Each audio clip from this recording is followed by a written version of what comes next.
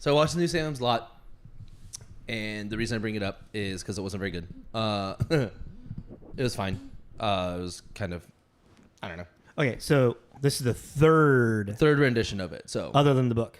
Yes. So if you don't know, Salem's Lot is a that's not the movie we're reviewing today, by the way. No, Stephen King novel, vampire novel, that they did a 70s version miniseries, a 90s version miniseries, and then now just released on HBO Max, a movie. 3 hour movie, 3.5. No, yes, no. That's kind of now I had this realization how, and I'm sure it's happened before, but to take a book, then make it a mini series, and then make it a 2 hour long movie is too crazy.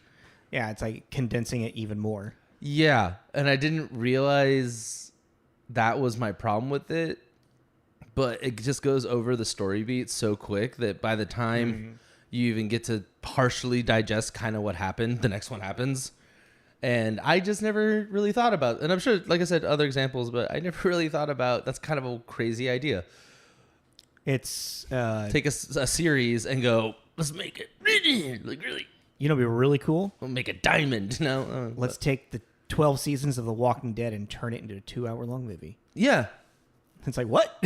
It's crazy. But every 10 minutes is a season. Yeah, it's like it's a really I don't know why I think it's such a wild concept because I went into it when I heard about it thinking it was going to be a mini series again because they all had been mini series. But I digress. The vampires are cool. You did realize something about Stephen King stuff.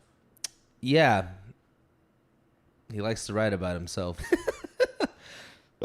Excuse me. A lot of his, from his like more grounded stories. The main character is generally fucking an author. Yeah. I like that I feel like someone on the other end of this is like, yeah, no shit. You know?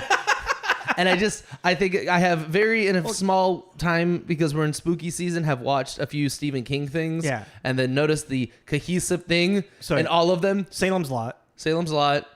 Misery, we were just talking about and I was thinking about. And Misery. And The Shining. Oh, you're just going through. The Shining. It. It's 4. I feel like I'm trying to think of what else. If there's any other ones. Like Dark Tower, no. The Stand, no.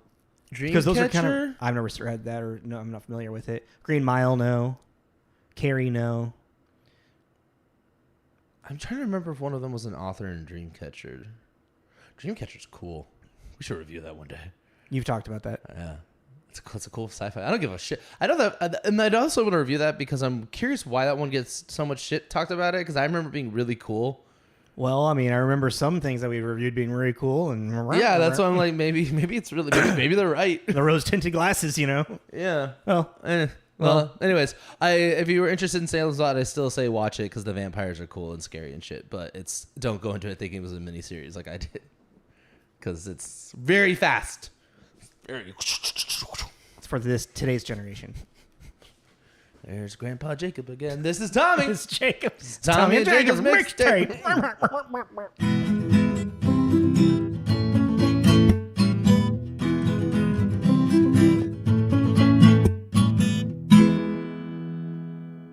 Hello, everyone. Welcome back. This is TJ's Mixtape. I'm Tommy. That's Jacob. We are a movie review podcast. We talk about movies, how they were made, who made them, the people in them, and then kind of just do a little overview what happened, themes, motifs, and then give it a rating at the end. The rating is arbitrary, but it's a nice end to the episode. We are in the midst of our spooky season. Happy Halloween. Every year, this is the beginning of our season, season 5. Every year, we start off with a collection of spooky movies, and usually a theme. So we've done teenage slashers, we've done... Oh God, what creature features. Yeah, was that all creature features? Yeah, it was a different creature. It was a different kind of. Yeah. But this time we decided to do ghosts, hauntings, ghouls, specters, dead people that we see amongst the living. And have you heard about that weird, like, well, not I guess theory, but people talking about, it's like if the idea of like a ghost is like tethered to the spot where it dies, then pretty much the Earth is constantly moving, so there's just ghosts floating in space. Yeah. That's not fun, though. But, I mean, if you think about it, like, no, because we haven't... Maybe that's why some people see light, because they're around a sun, and then some people see dark because they're not around a sun. Well, no, I was thinking, like, the reason why we only see, like, Victorian ghosts is because we're in that atmospheric, like, transition, or, like move of the Earth, where it's when all the Victorian people were dying. That's kind of a cool idea. Right? So then in like 100, 200 years, I don't know, like the actual, like, spin. Yeah, we're not. Yeah. But like, it's, like 100, 200 years or whatever, it's going to be people seeing like hippies from the 70s and shit. Yeah, we're not. We're kids from the 90s with baggy jeans. We're barely qualified to talk about movies, so we're not going to talk about space travel. And qualified is a very loose term. I don't even space travel, it's just like the rotation of the sun, just physics. The rules of relativity. Yeah. But I mean, that'd be kind of funny. Yeah, 200. It's like, imagine all the like drug addicts that are just ghosts. I mean, that's probably a lot still from then, but did I throw you off? Completely derailed me. Oh yeah. Today. So last week we did The Others, and today we are. It had a twist. This has a twist. Actually, most of these have kind of a twist. Yeah. Well, that's what I was getting at. Now we're doing 1999's The Haunting. If you haven't seen it, which I really doubt you're listening to this if you haven't seen it. Unless you just like listening to us. That's true. But yeah, go ahead and we're gonna spoiler alert on the beginning of all these because every one of these is a ghost story, so has a twist. Yeah, and I think I brought this up last week, is a lot of the times, like, ghost stories, there's, like, a mystery to it that needs to be, resolved. Yeah. So. Sorry. I'm really tired. Really? All that coffee didn't fucking get you? Not yet. Give it a second and I'll be jacked. Just give it a second. It's been a second. Oh, get jacked! Hugh Jackman! Yes. Really quick, and we'll start off with this before we get into stuff. First, what is it? What happens in this movie? So, The Haunting. An unethical doctor hires 4 insomniacs to participate in a study about fear in an abandoned, eccentric mansion. I like that you put unethical. It's kind of like revealing the. It's not even. Is it called burying the lead, or is it revealing? Like burying the lead. Is that burying the lead? Because you're revealing it, so you're not burying anything. Anyways, what's your point? I don't know. It's just unethical doctor. It's like, now they know. Well, okay, so two things about that statement. Mm-hmm. The unethical doctor thing, because it's like right off the bat, you meet him. And that's true, yeah. And you're like, okay, that's not right. And unethical because, just to clarify the synopsis, it's unethical because he wants to do this study on fear. Hires these 4 people who are insomniacs to participate in a sleep study. Secretly, he's doing this fear experiment. And it's because he wants an honest reaction, which you get as a scientist. But you're like, bro, if you get caught, you're fucked. Which is kind of his motivation towards the end of this movie in a way. And then the second thing was the 4 insomniacs that we literally introduced the 4th one to drive away the assistant. I just noticed that. Mm-hmm. Like, wow, what a plot point. Well, okay, so what did you like it? Yes. Yeah? I do wish that I watched it at a younger age, because I think the nostalgic possibility of this is very high. For someone who did watch it at a younger age, No? I mean, I enjoyed it still. Yeah. But it definitely had a sense of, like, I was realizing the faults in the writing and the performance and a lot of things. Oh, it's campy as shit. Yeah, as now that I'm older, but even as a kid, I remember I watched it and I was kind of like, meh. I wanted to watch House on Haunted Hill more than The Haunting. I was more of a fan of that and 13 Ghosts, stuff like that. Yeah. So like this is campy in its melodramatic way, while those are campy in a it's scary kind of way. You know what I mean? Yeah. What? Nothing. I'm just trying to... Oh yeah. Okay. Let's just look at our calendar. Sorry. Oh, so trying to think what we're doing next week. Yeah, and then there's another. We'll talk about later. Yeah. But yeah. So, well, The Haunting is a remake. You want to get into the meat of that? Oh, actually, really quick. Sorry, it came out July 23rd, 1999. I didn't put down. I forgot to look at its box office, but it was a box office success. It was number 23. It came out the same week as some other stuff that we watched. I can't remember now off the top of my head. I didn't write any of that down. Killing it. Right. I thought I would get it as I was saying it. Yes. So, The Haunting is originally based on, and some of you might recognize this title, is originally based on The Haunting of Hill House. Netflix! A Netflix show. Dum, dum. But The Haunting of Hill House was a book by Shirley Jackson, published in 1959. Yeah. Shirley Jackson is a thriller novelist who passed away in 1965.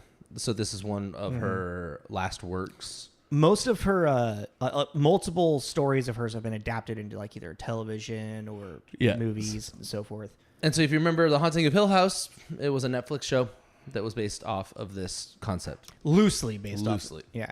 But back in the day, they made... I forgot to write down the... Do you know what year the original one came out? It was 70s because the book came out in 65. I think it was 73.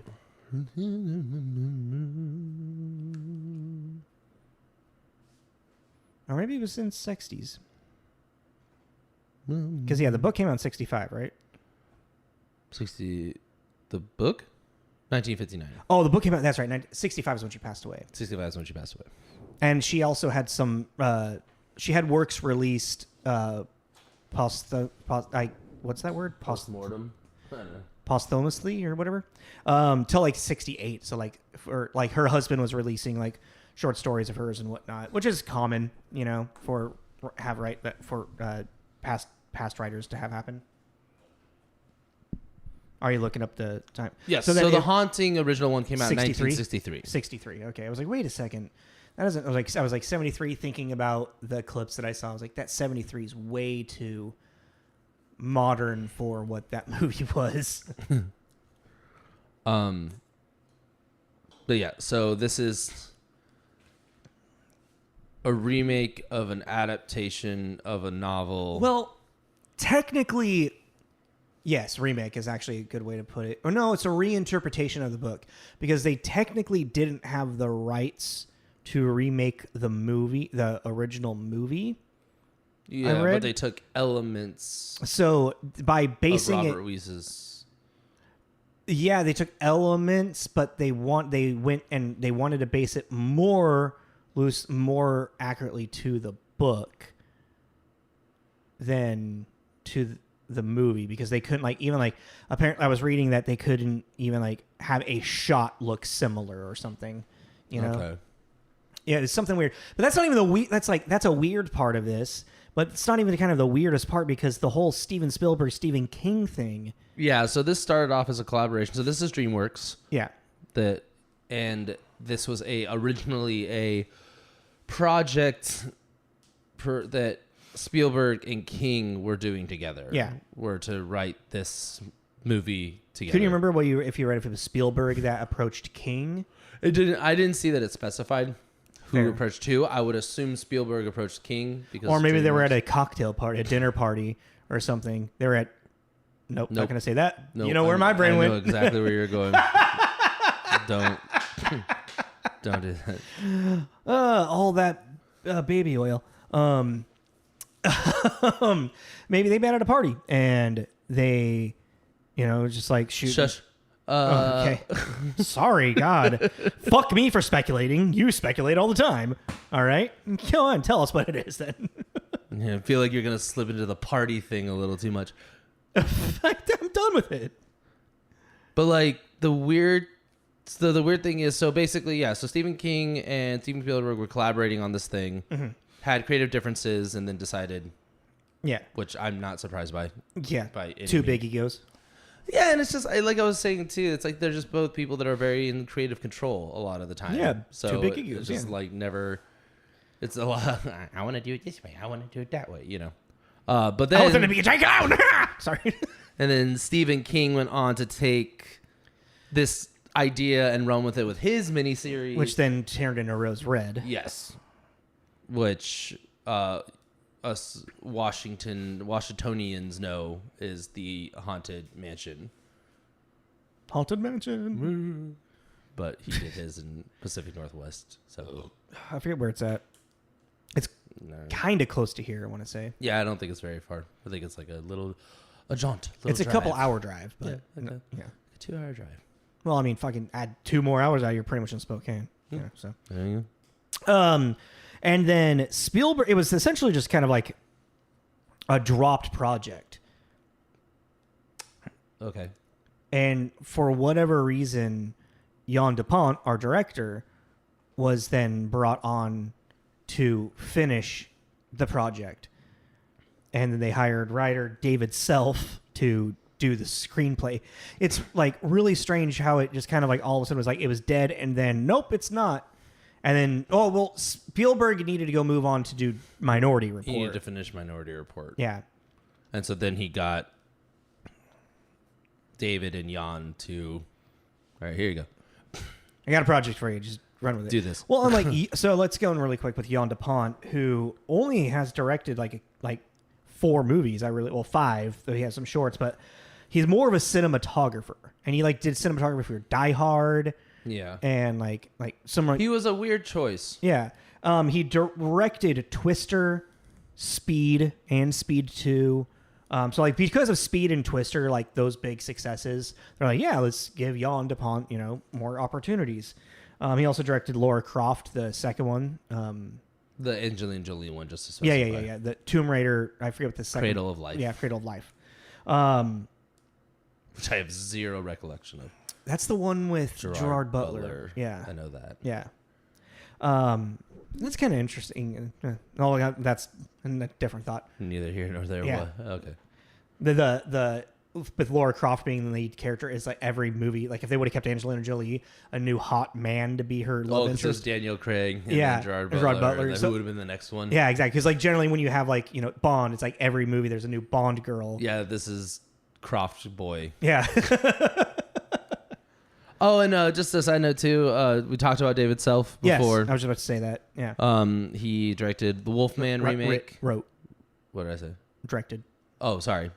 He wrote the Wolfman reboot remake thing. Yeah, that was Benicio del Toro. Yeah, which we talked about in episode 125.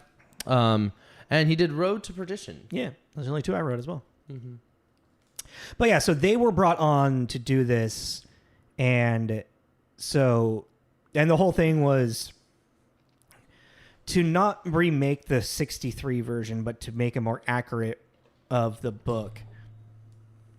But even still, then there was an alternate ending. So I don't know, because the ending. Oh fuck! Was that the ending of the book that I read? Really? Hold on a second. I need to look at something. Because I read the entire synopsis of the book. Yeah, of The Haunting of Hill House. The way that the book ends, Eleanor literally drives her car into a giant oak tree and kills herself. like everyone in the house kind of like thinks that she's just like losing her mind, so they force her into a car, like, leave, you're scaring everybody and you need to go get help. And so she just drives into a tree. That's a way of handling someone in a mental spiral. Right? Quick, get behind the wheel. You're totally unhinged. You should get by. That's crazy. But pretty much everything else, like the events of like what happens in the movie, kind of leading up to that point, is all very much true. Like, kind of the same as like, well, except for the characters. Did you watch the Haunting of Hill House Netflix show? Oh yeah. Do you remember it? Ish. Did you remember liking it? Yes. I have no memory, because and then also I'm confusing it with The Haunting of Bly Manor and that's the Gothic ghost story. And then the Fall of the House of Usher. I never watched the Fall of the House of Usher. That or is just the House of Usher. It's not the Fall of the House of Usher. That's just one giant Netflix conglomeration blob in my head. You're forgetting about Midnight Mass. That's in there now too. I know that's not Midnight Mass. I remember. I mean, it's still Mike Flanagan. Yeah, but such a different. Yeah, because Midnight Mass is fucking sick. I don't care what anyone says. It is. It's really cool. That is such a cool fucking. No, it's like so a big. Okay, let's. A big thing in the Haunting on Hill House, the Netflix thing, is about family trauma, and they really expand on that, and that's really a big theme of. That's not a big. It's a theme of this story as well. This movie. Yes. But yeah, let's get into that later. Let's talk about our starring, and then get into reviews. And then how many movies do you see? I kind of like 49-ish. Okay, I'm at 45. Yeah. I feel like 96 to 99, 2000. That's just like. Also, a lot of good movies coming out in like half a decade era. Well, then also, but yeah, because in that period too, you're talking about a lot of still running franchises are starting too. Yeah, or restarting franchises. Yeah, there's a lot of stuff happening. But it was also a very big turn of like special effects are really finding their grounding. That's like the world of Hollywood is opening up in a new, different way. And yeah, it's becoming a very different thing. You know, a lot of movies are getting just pushed. Yeah. But yeah, so who is in this movie? I'd say our lead is Lili Taylor. Yeah. Who plays Eleanor. You might know her from Mystic Pizza. We talked about her in 4 Rooms. Yeah. Episode 13. Which I forgot about. I just like briefly, I forgot that she was in that little short story. Mm-hmm. I remember her like in like High Fidelity as one of the love interest, one of the girls that John Cusack goes through in that movie. Is that the one you said I'd like a lot and I really hated it? Yeah. Yeah. I hate High Fidelity. I feel like that's a weird stand to take. You just really have this sense of like if the movie has an unlikable character, you just don't like it. Yeah. And it's like, I don't know. But you like Fight Club, don't you?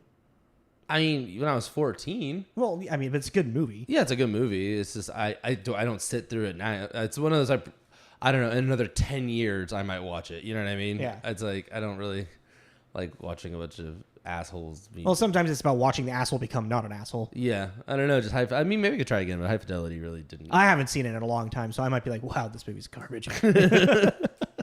And Say Anything. She's his sister's like best friend, or maybe she is the sister. Anywho, I watched. I wrote down Hemlock Grove because yeah, I remember liking that series a lot. Lili Taylor. She kind of has been there was something I saw deemed as like queen of the indies or whatever, because she did a lot of independent films in like the 90s, 2000s and whatnot.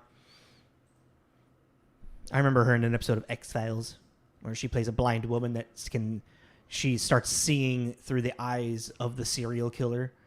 That's cool. And then so she's trying to help protect that shit, but then she's accused of being the serial killer because she's always at the scene of the crime. She's in The Conjuring. I forgot about that. I don't remember that movie very well. Yeah. Oh, is that the one where it's the recording? It's almost like it's like a documentary style. No, it's the husband and wife team.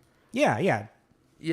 But I don't think they're recording it. I remember scenes of them. It's almost like they're walking around with a camcorder in the house.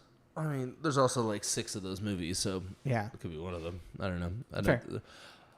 And then up next we got our, I would say male lead, I guess, is Liam Neeson. Yeah, I would say Liam Neeson, who plays David Morrow, Dr. David Morrow. Our Dark Man, Kinsey. He has a particular set of skills. Schindler's List. I mean, Star Wars, I guess. He's Qui-Gon Jinn. Yeah. He's in Taken. He's in Grey. He's in Love Actually. He pees his pants in public. And doesn't seem to give 2 shits. Nope. We haven't done him before. We've talked about him. We've weirdly talked about Liam Neeson. Well, because we've always talked about doing Darkman, and we just never we haven't done it yet. Yeah. But I don't know. I mean, I would be, if you ever want to do like a biographical kind of block, I'd be down to watch Kinsey. About Dr. Kinsey. The Kinsey scale? He's the one that made that. And he plays Kinsey. And I don't know. I remember seeing it pretty young, and it's just, the draw to that movie is how taboo his openness on talking of sex was, like that wasn't something you talked about in public. Yeah, that was, have you seen the show Masters of Sex? Mm-mm. So it's pretty much about how this doctor was doing a research on human orgasms. Mm-hmm. And specifically, you want to focus on female orgasms and female pleasure.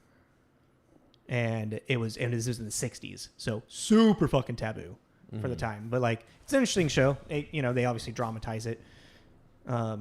Michael Sheen, who's the actor with David Tennant in that Double Angel show. Oh yeah, right. He plays lead doctor, and yeah. But anyway, we're not talking about that. And then we also got our next lead. Oh, well, interesting. What? Well, Kinsey was born in 1894 and died in 1956. Oh, wow. So this is a lot. Way before. Wow. I didn't realize it was that era. No wonder he ruffled some feathers. Yeah, right? Jesus. You don't talk about that. You don't talk about it. We have separate beds at home. Ooh, I'm going to bookmark this. There's a whole tab that says controversial aspects. What'd he do? Okay. Catherine Zeta-Jones is also in this movie.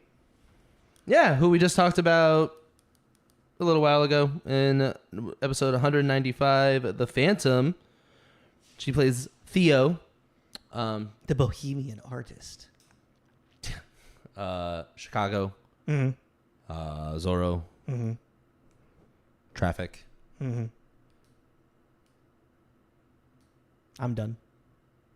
Intolerable cruelty. Intolerable cruelty. Oh, yeah. I don't know why you said that, and my brain went to Cruel Intentions. I was like, intolerable. What the fuck? The Terminal? Yeah. She is in The Terminal, right? That's a great movie. Wait, is she in The Terminal? I thought she was. Is she in The Terminal? I don't think we should be caring about it too much. We're spending too much time on Catherine Zeta-Jones. And I will spend all my time on Catherine Zeta-Jones. I don't give a fuck. God damn. Anyways.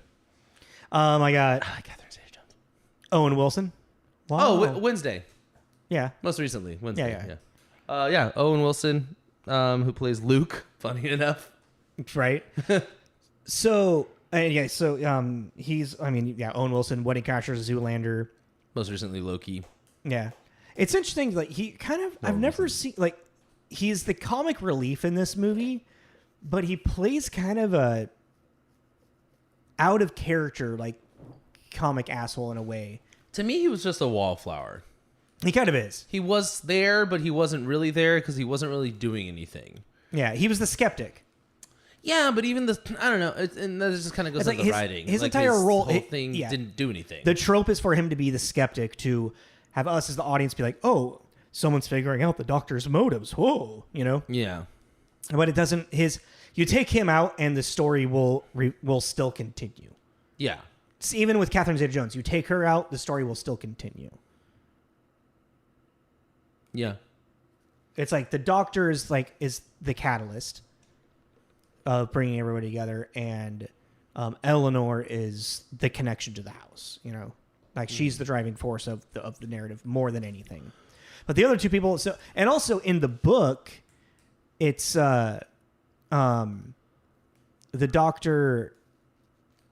He invites these people over. I can't remember if there was a guise to the whole thing, if it was a sleep study, or if he actually I forget exactly why I think he actually admits that it's a fear study or whatever. But also, Owen Wilson's character, Luke, is the heir to the house. So he actually, I think he owns it or whatever. He doesn't live there, but owns it. He's the heir to the crane, whatever. And then Theo, Catherine Zeta-Jones, is just a bohemian artist. They didn't really change her character too much. And Eleanor had been taking care of her mother and was just invited. Yeah. So there's and the dog. Yeah. There's just like there's minor little changes, and the two characters that are brought in later on in the book are I forget one of them, and then the wife of the doctor. Okay. So there are like it's weird like how they like when you pull out all the characters from the book and then you compare them to like this movie, you can see where they were like, okay, well these two characters really aren't much, so let's have them be this so we can take them out and focus on these four people that were the main focus in the book type thing. You know what I mean? Mm-hmm. You don't care anything about it, saying. I'm just listening. You seem very uninterested. I'm agreeing with you. I don't have. If you don't have anything to say, don't say it. Yeah. I mean, the only thing the weirdest thing. Yeah. I mean, the only weird thing about the character thing is having that fourth patient just to take out the assistant. Yeah. I didn't get any of that. Like that all didn't need to happen. And again, like I think that was just so they could like somehow stay true a little more to the novel, where there was these two other characters that were introduced later, but they're like, well, they later on didn't do anything, so let's have them be in earlier and then take them out so then we can do this. Yeah. I don't know. But also in a weird narrative sense, the way that they set up how there's going to be this assistant with the doctor and she's going to be there. Well, we want to focus on these four people, so how do we get the assistant out of there? Well, let's have this character remove her after doing this. But it's also after weird. having her eye get attacked. Well, that's the weird thing is it's a weird writing choice because they almost seem like they write it in such a way that the assistant is going to be the skeptic, the wild card. Yeah. The one that's going to possibly bring the experiment down. Mm-hmm. And as the audience member, you're kind of sitting there and you're just like, you want to see the experiment because that's the plot that we're opening up into. So she's the wild card, she's the one that's going to cause... in the very beginning of the movie, she is, for a horror movie, she is our uncontrollable variable. We don't know what she's going to do. Is she going to go along with it? Is she going to freak out? Is she going to do something to sabotage?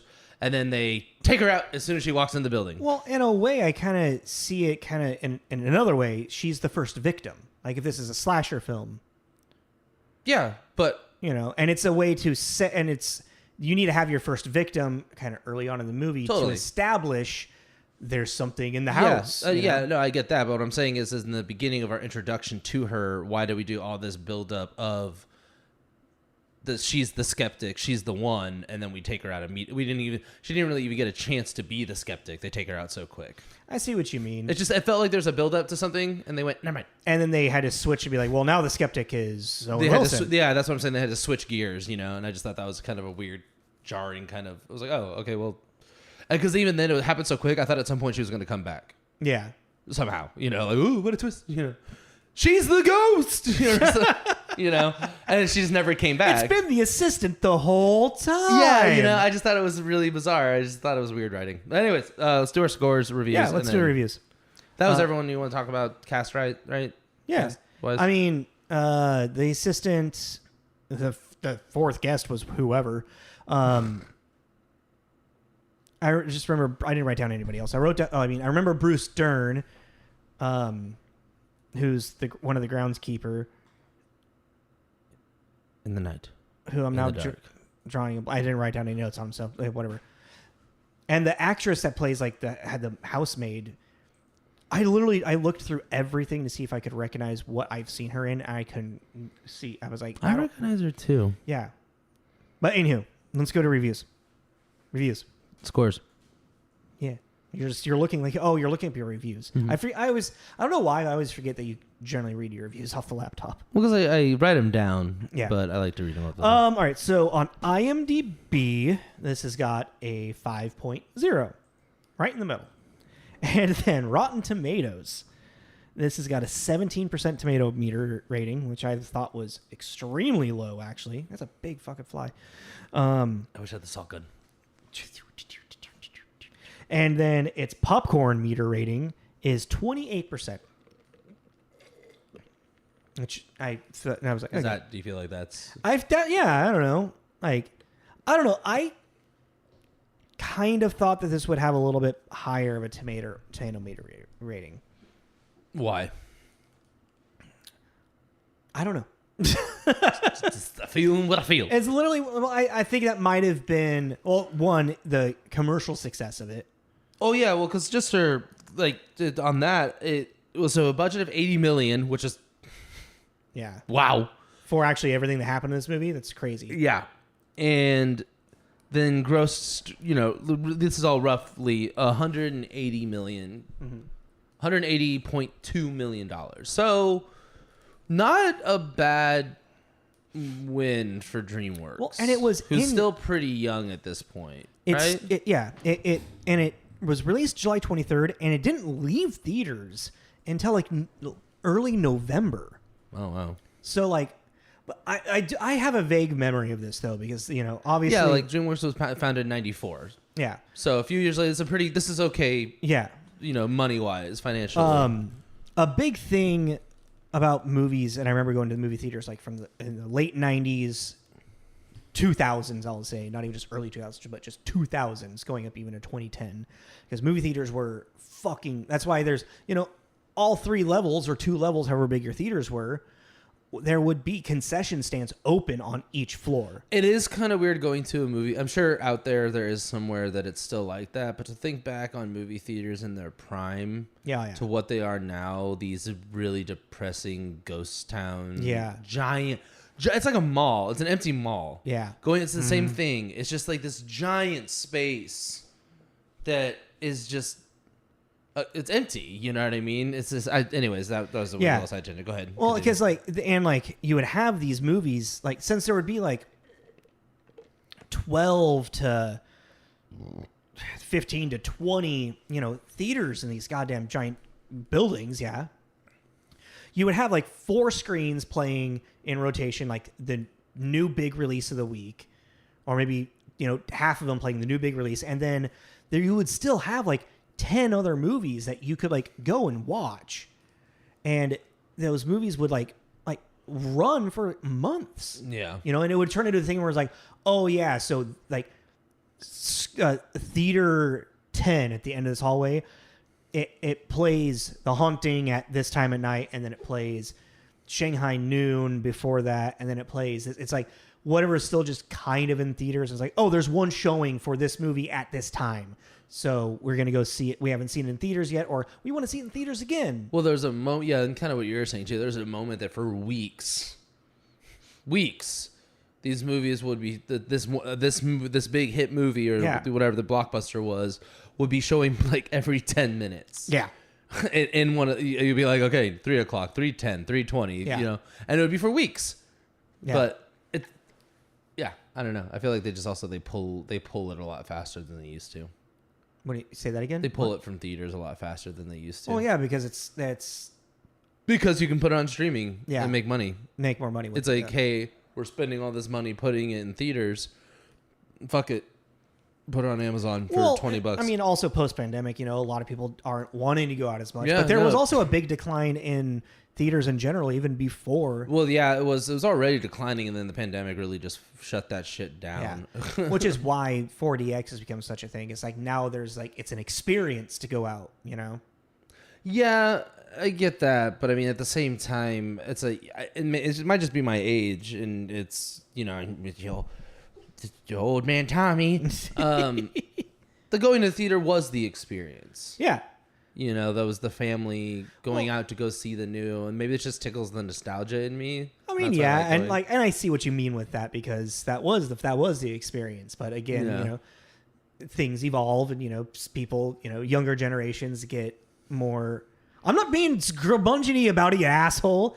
It's literally, it's how the world evolves, It's like if we were to give a goddamn 10-year-old a goddamn Atari, they'd be like, what is this fucking thing? They wouldn't want to play it. I love playing Atari still. I don't sound like an old man.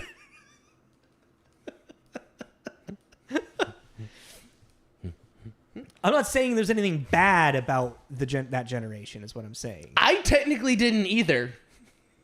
That's what? I didn't say anything like that. I'm pointing out a cultural shift. And so what do theaters do? They have to change and adapt. and they have to find ways to make it more interesting, make it more of an experience as opposed to. Well, I guess that's my question though. It's like. Because back in like the 60s, the cool experience was the drive-in theater, you know? Dude, which they had in Salem's Lot. Yeah. And drive-in theaters, bring them back, please. That would be Bring cool. them back. They're fucking cool. They looked cool. I don't really know how they worked because, I'm not 100. So there would be a radio frequency that you would tune that you would tune in and play in your car. I think in today's day and age with like Bluetooth and you could probably make a modern a 2024 style drive-in movie theater. You could probably make fucking dope. Yeah. How? I don't know, but I'm sure you could sit there and think of all the little bells and whistles and you would have to do a Wi-Fi connection probably, and because Bluetooth can generally only connect to like one or two devices most of the time. But I mean, unless each thing is its own individual, you do make it happen. It'd be cool. Anyways. Actually, dude, maybe we could make a business plan for this. We need to find a big empty lot. And to everyone listening, here's the free business. You forget you're on camera. All right, we're going to reviews. All right, I guess I'm talking about our secret business. Should that be the promo? Sure. Talk about our big secret business plan. Because we're the first ones to think of it on the internet. Okay. Oh God. So on Metacritic, this has a 42, which comes to mixed or average, with 6 positive reviews, 11 mixed, and 11 negative. Who do we pick? I'm sorry. How many positive? 6. 6 positive, 11 mixed, 11 negative. Yeah, 6, okay. 11. Too bad it's not 7 or 3. So the one I picked is a 75, so it's not the top, but I just like what they had to say. So Michael Wilmington at Chicago Tribune. In The Haunting, the movie makers succeed in something very difficult, creating a haunted house with real personality and terror. I like that, yeah. Yeah. That's very Which fitting. I was like, that's not the highest. No, and then the highest... What was just the score of it? 75. Oh, so the highest is 75. No, it's 83 I'm getting to that one. Oh, you are going to read that one? I just picked that one because I liked... That was my personal thing I liked about the movie was the haunted house itself. Yes. The positive 83 by Steve Persall at Tampa Bay Times. Finally, a horror film that doesn't turn on the gore machine nor confuse dread with decibels. One of the most convincing members of the cast is the gorgeously creaky old house that sets up the spooky action. So basically the same thing. Mm-hmm. But I do like the does not confuse dread with decibels. Yeah, and also like the emphasis on not leaning into the gore. Yeah, especially at this time in 1999. Yeah. It's really so funny reading these reviews and the little window you get into the time period because these critics are all looking at what came out the year before, what's coming out, what just came out. Yeah. And so they're really like, God, it's not like this. And it's so funny how much they fall into this rut that they... Yeah.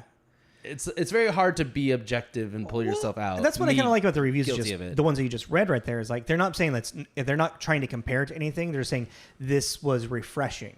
Yeah. And also thinking back how I said, like, I wasn't a fan. I remember not fully liking it as a kid is because it didn't have any gore. And that would make sense. Yeah. I was like, where's my fucking horror? Where's the head chopping off? For the mixed, I picked Wesley Morris, who gave it a 50 at the San Francisco Examiner. The Bont effects riddled remake of the 63 spook out adaptation of Shirley Jackson's novel is not nearly as creepy as either its cinematic or its literary predecessors. But it is a hokey entertainment and a $100 million Lili Taylor movie. Yeah. Okay. So they're kind of like, yeah. Look, it's Lili Taylor. Yeah. Look at Lili Taylor. Look at her big eyes. Yeah. Her big cheekbones. Catherine Zeta-Jones is standing behind her pretty much the entire movie. So if you don't want to look at her, look at her. Did you notice that? It's always over her shoulders. Just Catherine. I just thought, I don't know. It's kind of always somebody over her shoulder. The one I noticed was really Catherine Zeta-Jones. I mean, yeah. The most, because she's the friend. She was looking out after her. Yeah, protecting her, but just always. I just thought. And then the bottom. Oh wait, no, that's not the one I wanted to do. What did I want to do? Oh yeah. It's not again the better the more written one, the better written one. Me talk well. 38 by James Bernadelli. I'm sorry if I totally butchered that. At Real Reviews. This film makes the common mistake of showing in great details things that would be more terrifying if left to the imagination. As a result, the only thing disturbing about The Haunting is how discouraging the end product is. Okay. They showing too much of the monster kind of thing. I disagree with that part, but the very end part of that, I agree with, because I don't feel like the end product of this movie is as good as it could have been. And also remember reading this, bringing out this movie was riddled with reshoots. Oh no. There's an alternate ending. Okay. Oh, is this something we got to get the DVD of? I can't find any footage of the alternate ending, just like a reading of it. That's what I'm saying. Get the DVD. No, even like the DVD. There's just no. on. Yeah. Oh. Because I think the alternate ending, it wasn't shot. It was just like, no, we need to change the ending. Yeah, that makes sense because of all the special. Anywho, or there might not be any special effects on whatever they filmed. Just and reacting to a Spielberg himself, after watching it, was so unsatisfied or disappointed or unsatisfied with the movie that he asked for his name to be removed from all of it. That's funny that you say that, because I was kind of thinking of what if DreamWorks is actually just a big front for Spielberg to fuck around and try these different projects but not put his name on it, but still be involved, but he doesn't have to, you know what I mean? He'd be like, nope, never mind. And see you later. New girl out. Yeah. I don't know. It was this skit that I made in my head of that's why he has DreamWorks. I could see that as that could be either a Robot Chicken skit or a fucking Family Guy joke. Yeah, I don't know. I just thought it was just things he wanted. That if it went well, he would take credit for it, but if it doesn't, he won't. Because, or is that all the ones we wanted to read? I mean, yeah, that's...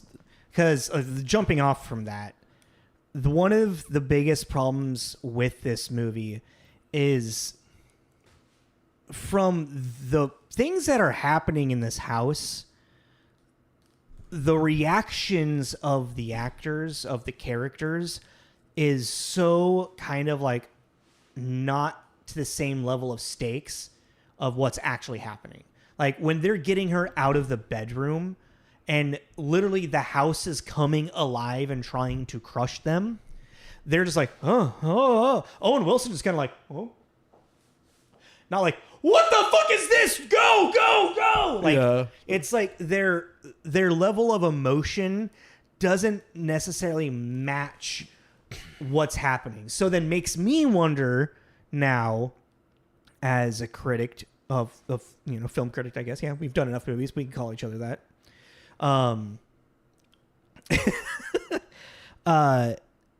Did the actors know what the CGI was really gonna be? Did they have or were they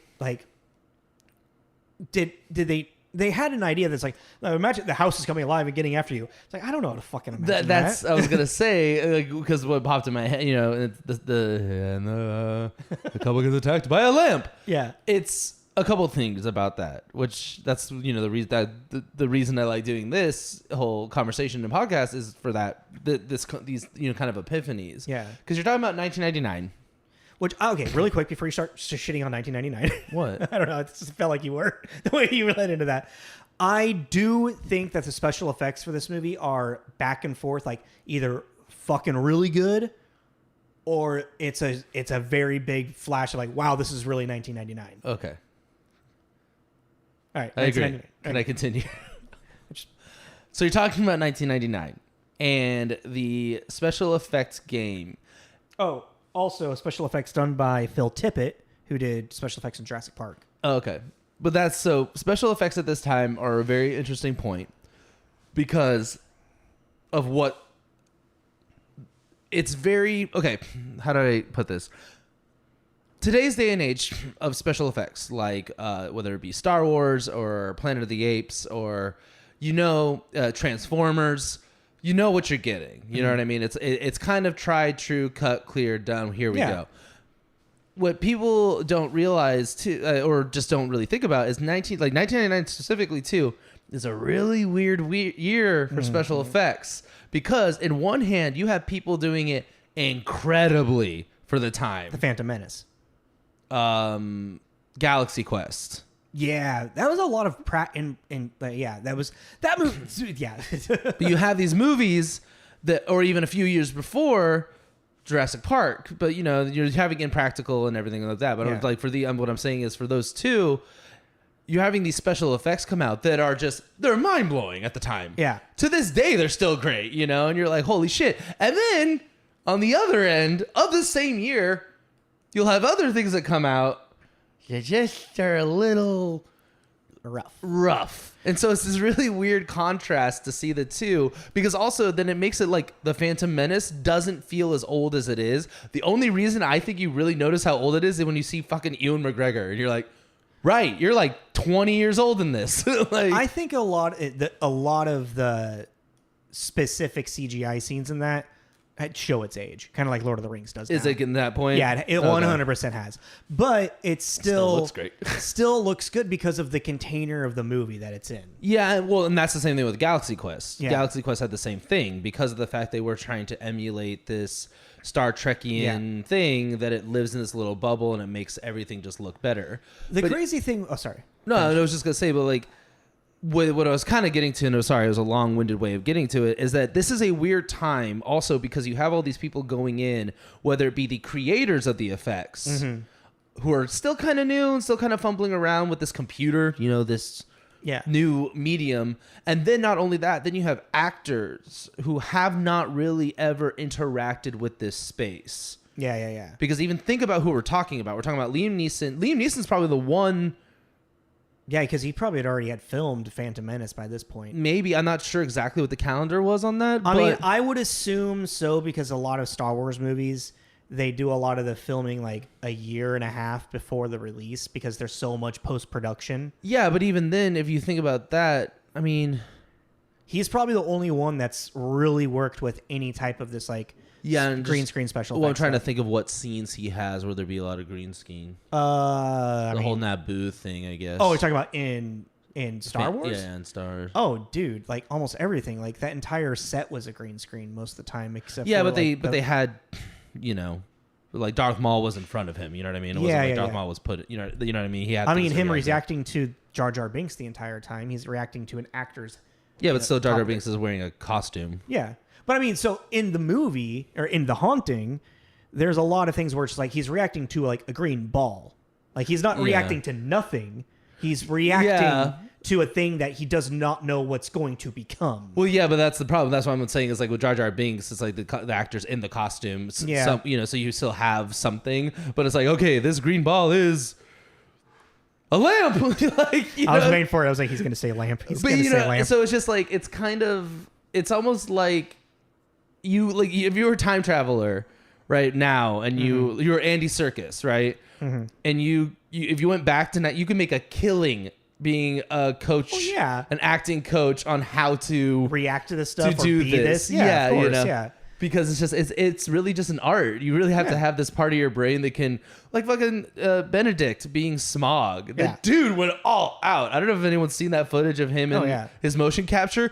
Good for him, man. It looked like he was having a ball. Well, yeah, because this is the beginning of that era for it, so people are still learning it. Oh yeah, I'm just saying that's something you have to keep in mind, but it does make it really hard to get invested in, especially a horror movie or any. Let's kind of put it in as this is kind of a fantasy, just to make it a bigger arch.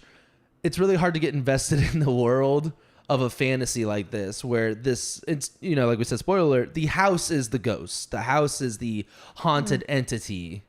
Yeah. The haunted entity. The haunted entity that we're battling. The possessed entity. So the house is alive, so it's them reacting to this house that is trying to either kill them or keep them confined within itself. Hugh Crane, our antagonist, was possessed, yeah. So this house is coming alive and things are coming at them and they're just reacting, oh no. Yeah. And it really takes you out of the world. Like sometimes they have like a legit, like a pretty big reaction to like the fear is real for them. But then it's also like, oh no, it's just there's just the pipes in the walls. Like, what? Well, actually, that's a good point. Because, okay, so that scene, the one right before where the doors are closing and the rattling and the breathing and all that, that's a practical effect. They're doing that, and so everyone's reactions are really great. Yeah. But when the room starts to breathe and the things come down like teeth and everything, and then that's when you get the oh no, because follow the ball, follow the bouncing ball, and so it just gets it's a rough thing. They do a good amount of in-camera practical effects as well. Not a lot, but like there's like when the bed comes to like trap her, like that seemed like that didn't. There might have been some computer like CGI that felt like but a lot of it seemed very like in camera. Well, and that's the thing too about the special effects is that as a whole, this movie is a really cool concept. I'm probably saying that because I grew up watching Monster House, and that's one of my favorite Halloween-y movies. Yeah.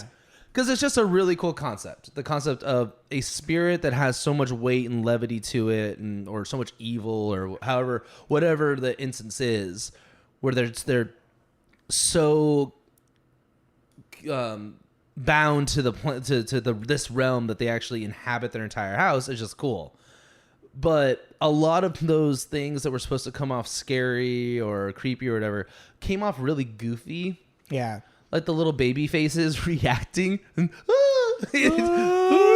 just like it really, there are moments that I was really convinced that this was the inspiration for Eddie Murphy's Haunted Mansion. Well, I mean, it was a Disney ride first. Yeah, I know. I'm talking about the movie. I'm not talking about the ride. Well, isn't the movie based off the ride? But what I'm saying is, how old is the ride? The campiness. Oh, like the actual, the identity of the movie. They're like, oh well, yeah, I really do. I feel like they were watching this and they're like, we could totally make a Haunted Mansion movie. Do you know when that ride began? Mm-hmm. Okay, I was just curious. Indy, that's for you. Give us information. Give us the answer. All right, I feel like we spent way too long talking about special effects.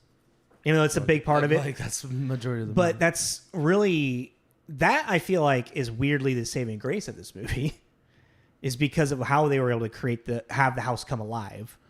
Because the narrative of this movie is kind of meh. It's hokey. Yeah. I mean, the idea of family trauma, so to encapsulate the entire idea of this, like, of the story, so we have Eleanor, Lili Taylor's character, who is traumatized by taking care of her mother her entire life, who was abusive as well. And her mother has recently passed away, and now she doesn't know, like, and her sister is trying to sell that house or apartment that she fucking, took care of her mother in, which is, kind of a tropey kind of, thing, the richer family member, oppressed, blah, blah, blah. So we have this sense of already family trauma for Eleanor. And then lo and behold, Eleanor is related to the wife of the man who owned the house. And so that's why she was called to the house. It wasn't the doctor that called her. Yeah, I was like, I just realized, who called her? The house. That's where we left that at? Yeah. Because I remember like being, wait, you didn't call me? And I thought we were going to get some big reveal. And no, it's just like, it's this sense of like, that's why she's like, I belong here. Like, this is my home now. This is where I belong. I belong to protect the children. I belong to stop this man who my grandmother already had stopped once before. But how did she die? Oh, no, she ran away. She murdered him and then ran away. Yeah. So it's part of the family trauma in her life to come back to the house and then redeem herself by taking care. Well, it's the end of the generational trauma. Yes, exactly. Happening. Yeah. Oh, I didn't really get all that. It was all muddled, you know. No, I mean? exactly. I literally like I kind of had so watered down that you had to really like. I had to sit there. That's why I kept asking, like, wait, how is she related to this? What the fuck's going on? Yeah. And at the very beginning of thinking about how, well, and then like when it's revealed of she's had the necklace the whole time of her grandmother. Yeah. I was like, oh fuck. No, it was just. I was just sorry. I was zoning out because I was just doing this weird rewrite in my head. What I kind of think you needed in this, weirdly, is actually a human character antagonist. And the only reason I think that is because I was thinking of Frau Blucher from the like Young Frankenstein. Yeah, remember this is like, and I just thought this is completely. This can go away in a second. I just want to get it out there. But there's that scene where she goes up to the painting and she's talking to his grandfather, and I was like, that would have been kind of cool if this whole time there's like that, like make it the house lady or whatever. Yeah. There's this whole time that she's kind of like the wackadoodle like. Caressing and touching the house, or I don't know. See, that's why I was like, I just kind of went off on a tangent. I think that would have made this movie a lot more hokey. Yeah, well, fuck it. But that's not what they were trying to move with this movie as well. Well, that makes it suppressing. I don't know. I just don't really get. I guess. But I mean, that's also what it seems like. What Shirley Jackson? Yeah, Shirley Jackson was writing was a book about overcoming family trauma. That's her whole thing. I don't know if you looked at her. Yeah. Her works, her discography. Yeah, and then I was like, filmography. No. Bibliography. If you're gonna look at all the things she wrote, that's her thing. And if you read about her life, that that woman had she died at 45 and not a great way. No. So she was sick. There was a lot. She so had much smoking. Well, she and had a bunch of other shit. Yeah. She had a lot of shit going on. It seems. So I mean, that's kind of like looking at like this movie, and that's kind of like the encapsulating thing. You can't do family trauma. Maybe it's just because it's this time. You can't do family trauma and make it hokey. It doesn't work. Well, but that's the thing is like they're really not. It's like for 1999, this didn't. I don't think it really. It wasn't. And one, it wasn't meant to be felt hokey. But the problem was that the characters themselves are already such tropes that it became just like inherently a little bit hokey. But they played everything so seriously. I don't think that's the problem, though. I don't think the trope thing is the problem. I think it's the house. It becomes a ride. It becomes Universal Studios. Yeah. It becomes so because of the fact it's like you kind of have to go one or two ways with this. And now that I'm thinking about it, like you have to kind of go in a more subtle kind of way or the Disney way, which they kind of ended up doing, but then they have all these themes of family trauma and stuff. But like a lot of really cool effects came out of it, like the hand coming out of the door and stuff like that. That actually, like for even today, that was great. cool. That was actually kind of the Griffin looked great. The Griffin was cool too. There was actually some really cool, but all of that's when I was kind of bringing up the whole fantasy thing, because it does become kind of this fantasy adventure. And it loses its creepiness because of the little baby faces and the hand and the Griffin. Well, and I think also a big thing is the characters themselves aren't really like they're boxes of characters. You know, Yeah. You know, the Bohemian artist, the graduate student who's literally just living off of whatever next study he can like go into. The doctor who has got his nefarious plan, or not nefarious, but like unethical plan. Yeah. You know, and even Eleanor, who like her character seems she seems like three different characters. Well, then also not every like the characters aren't written very well. Well, even her being at the study becomes kind of weird because of their conversation about it. They're talking about their insomniac conditions, the conditions that make them insomniacs. And she... It's literally traumatized, which is why she can't sleep. Yeah, and it's like, well, I don't know. I was like, and she's like, oh, it's like everyone. Oh, the other ones have been. It's been happening for a really long time. Mm-hmm. Hers has only been happening a couple of weeks since her mom passed away. And you're like, well, she says she hasn't slept really her entire life because of taking care of her mother. Because her mom's and it's like, well, your mom's pounding on the door with her cane. Yeah. That fucking kid at the beginning. That's yeah, right. That's God, a fucking fly. I know, dude. That's different than what these. You know what I mean? I just felt like she felt really out of place, and she I get does, the house called her. Yeah. But even the house being a character to me just really makes it hokey because it's not. And it was also the visuals of the house too were very it reminded me of Casper, the mansion in Casper. I can see that, yeah. Spirals and. Well, it's like what can we make that's gothic and spooky, you know? I don't know. Unsettling.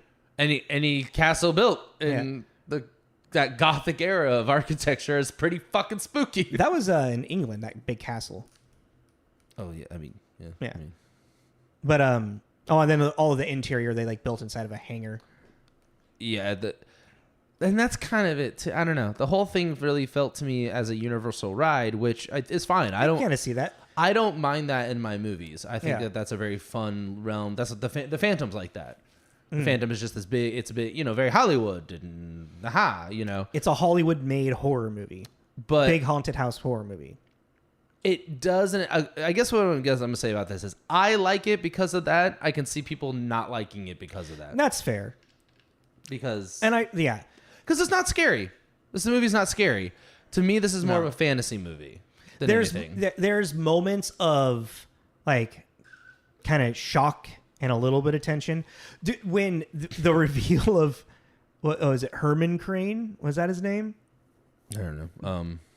Hugh Crane. Hugh Crane, and he's like, just you see that picture of him, you're like, God damn, he looks like a Disney villain. That's the Disney thing. Yeah. That's the haunted mansion thing that I'm talking about. But and that's kind of the problem because even then, okay, just an audience if you don't know or don't remember or whatever, the whole premise of this too is that the original story that you're given is that Hugh Crane loved his wife so much that he built her this great house, and he wanted to fill it with he wanted a family, he wanted a large family and a lot of kids.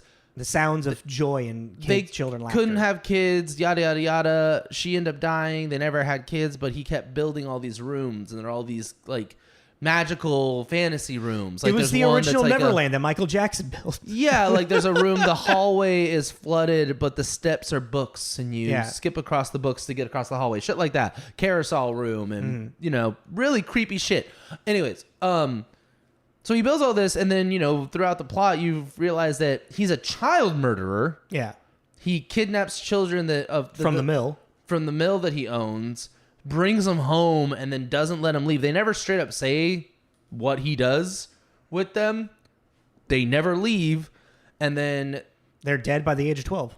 Then his new wife kills him and then hides his body with the bodies of the children, and now his ghost is holding these children hostage in his big spooky mansion. And yet somehow in this big spooky mansion there is a door that can release him and all the kids. And then somehow he got his hands on this door, hell door, purgatory door.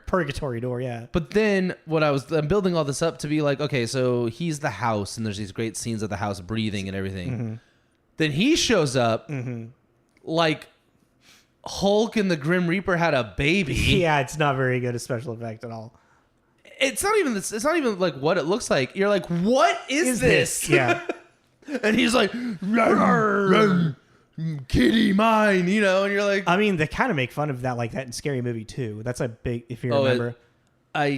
You don't really remember Scary Movie 2, do you? Is that the scene that makes me laugh? The Japanese speaking scene? Is that in Scary Movie 2? That's a Scary Movie 3, I want to say. Because she has the blonde hair at that point. Oh, I don't know. Because they're making fun of The Grudge. The Grudge, right. But they make fun of The Ring in Scary Movie 2. That's such a weird era. Those are just... Anyways. But yeah, like, he just... And that's where the hokey thing comes in. And that's where it's like you have these moments like that where you're going to finally see what condition Hugh's spirit's in. Yeah. And instead of being this...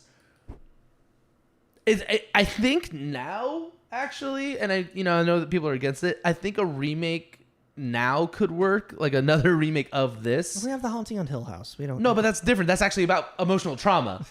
This is about a big spooky house that's haunted. You know what I mean? Like they're not the same thing. I don't care where they came from, but Eleanor's journey of overcoming her family trauma, is the underlying theme inside of this, because she's our main character, who we're gonna watch her journey. So her confronting Hugh Crane, the ghost, is a representation of her, confronting her mother and everything. Yeah, but he's not even who you're mad at.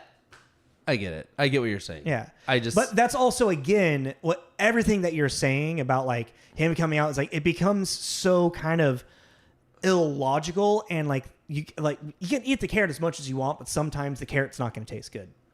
Yeah, and that's you have to go into this. It's a ride. Just go for the ride.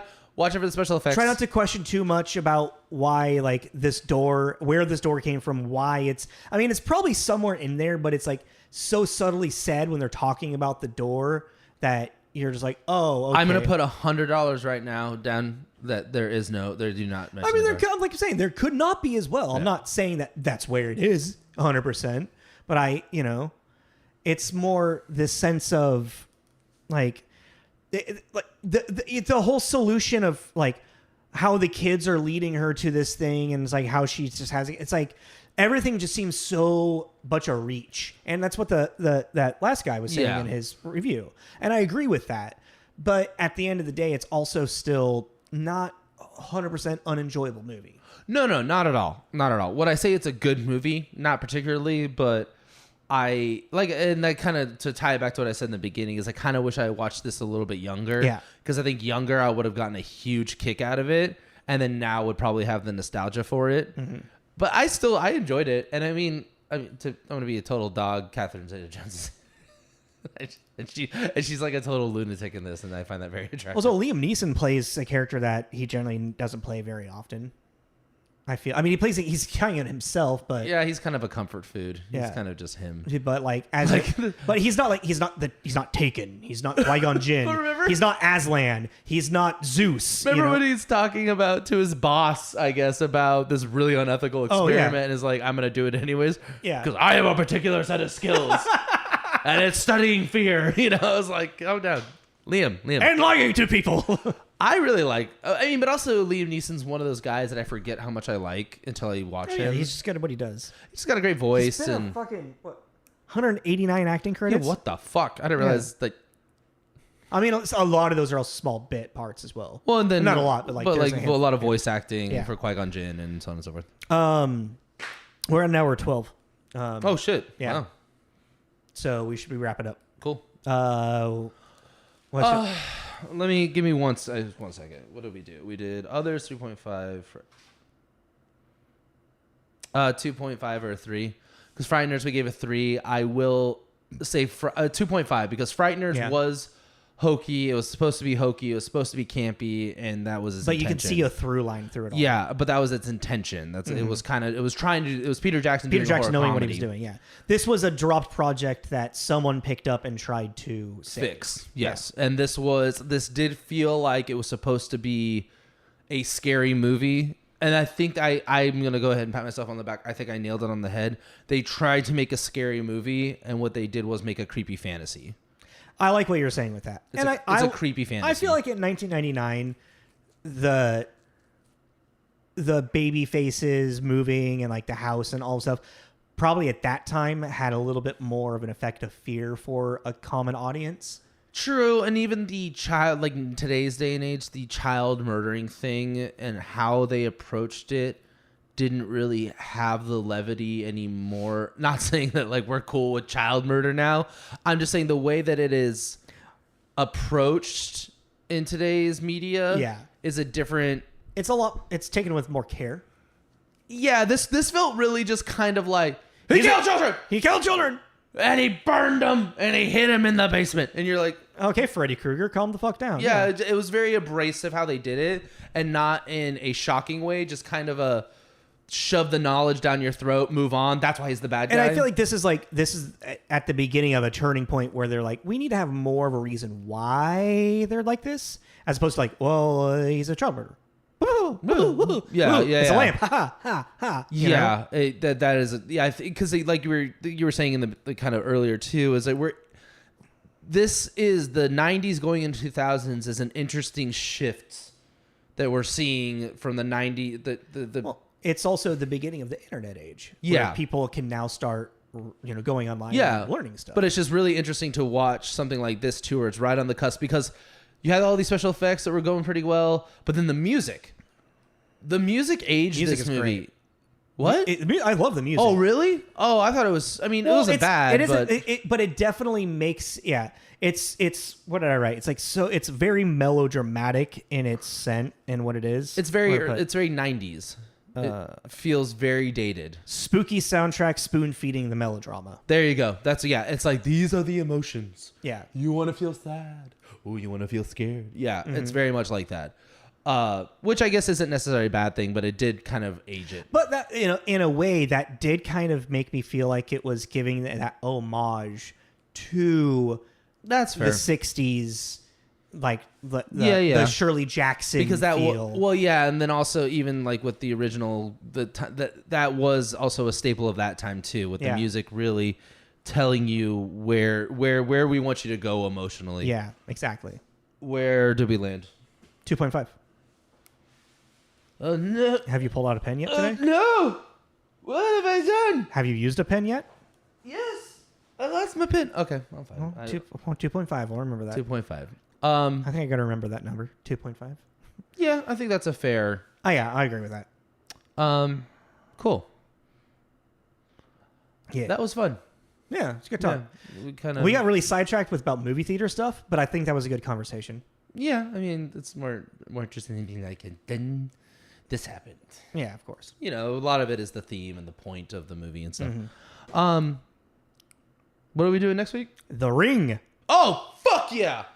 I watched that like 2 years ago, so it's still pretty fresh, but goddamn, that's a good movie. This movie scared the living shit out of me. Because it's fucking terrifying. And hey, it's a local one. Boo-boo. Yeah, it is. Yeah. It's one of ours. Well, it was filmed in Vancouver, wasn't it? They're all filmed in fucking Vancouver. Go, cool. Pull out the stock footage of the Space Needle. Yeah, exactly. You're in Seattle, bitches.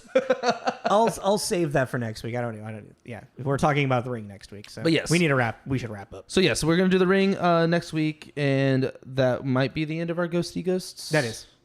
Doesn't it? I thought I looked at the thing. That's what I was gonna talk to you about. No. Okay. So yeah, that will be the end of the Ghosty Ghosts. Please follow us on Instagram and Facebook. Mainly is where we put all of our posts and promos, so you know what's coming up next.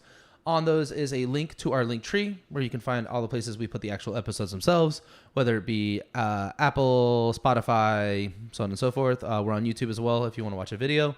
Other than that, I think that's everything. Yeah, sounds right. Sounds good. Yeah. Okay. I was trying to think of something funny to say. I was like, got nothing. Trying to be clever.